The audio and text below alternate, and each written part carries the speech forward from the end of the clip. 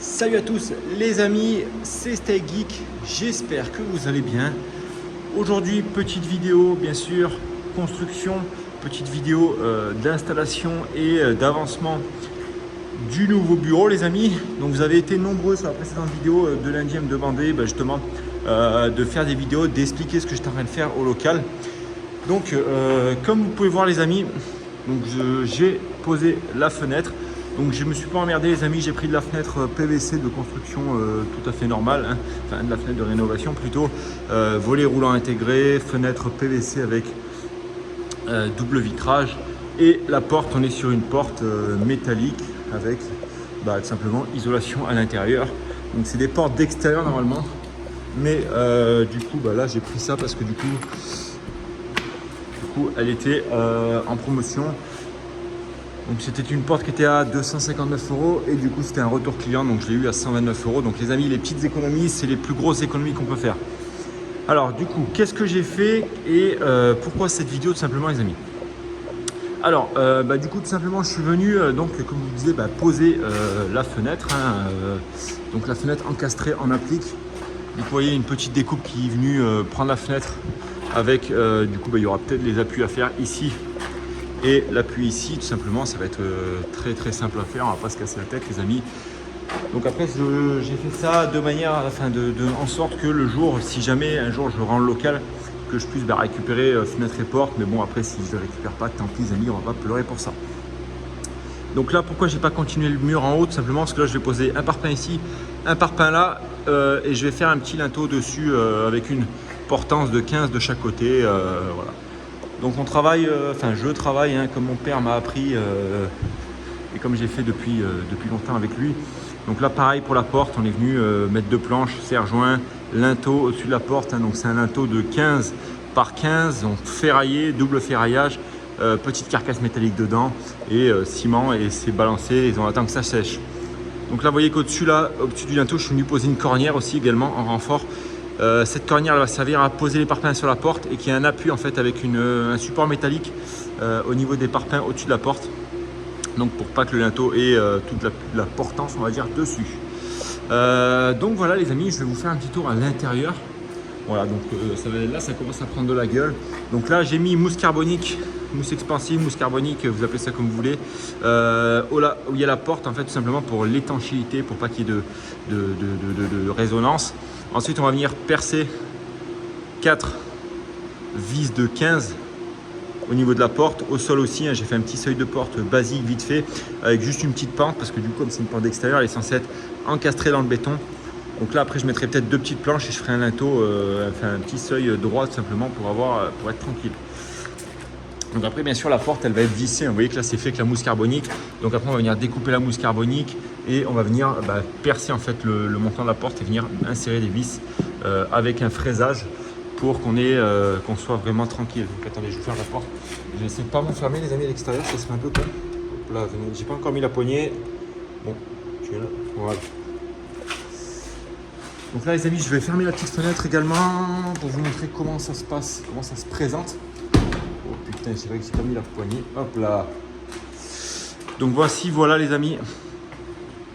Donc là, le linteau là-bas, vous voyez la porte, etc. Donc le linteau est au niveau, hein, c'est juste qu'il y a une petite impression de tordu, mais c'est pas du tout tordu, c'est juste que c'est sale au-dessus, donc voilà. Donc là, vous voyez les amis, comment ça rend de l'intérieur du bureau. Donc les parpaings vont être montés jusqu'en haut, mais déjà au niveau du bruit, il y a moins de résonance, etc. C'est tout à fait normal, mais ça me fait kiffer. Comme ça, là, on a mis la petite fenêtre. Vous voyez, comme ça, hop, je regarde par ici, tac, tac, je vois tout le matériel.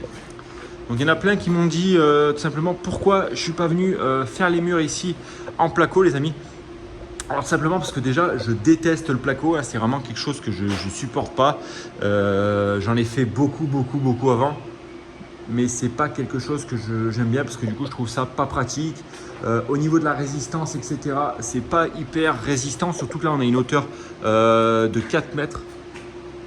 Donc 4 mètres d'auteur les amis, ça fait quand même, c'est assez haut. Même si on met des montants doublés, des montants je sais plus combien, le placo va quand même avoir une petite flexion comme ça, donc moi j'aime pas trop.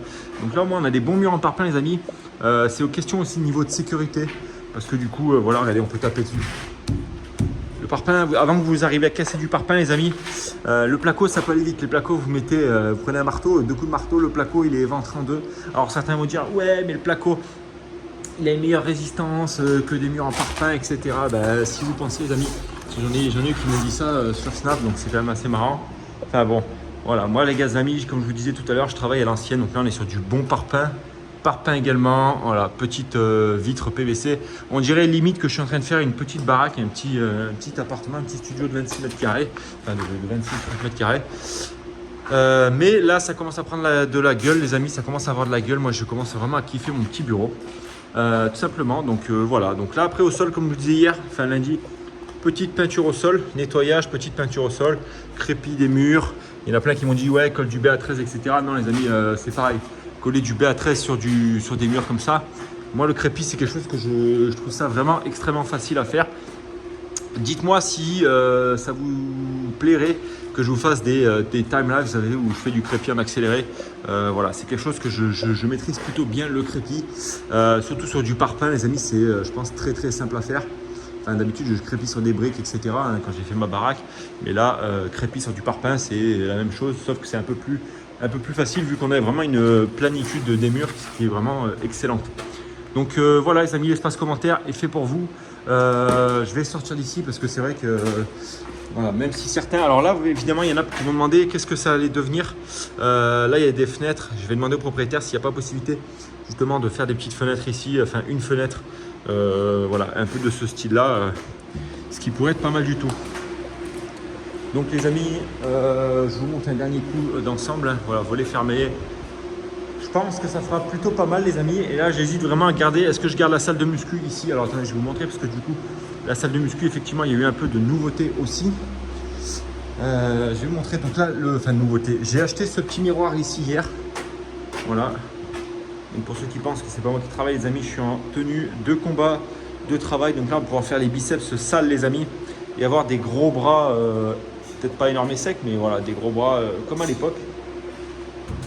Voilà, donc je me tâte encore à bouger la salle de muscu vers là-bas, ce qui peut être plutôt pas mal.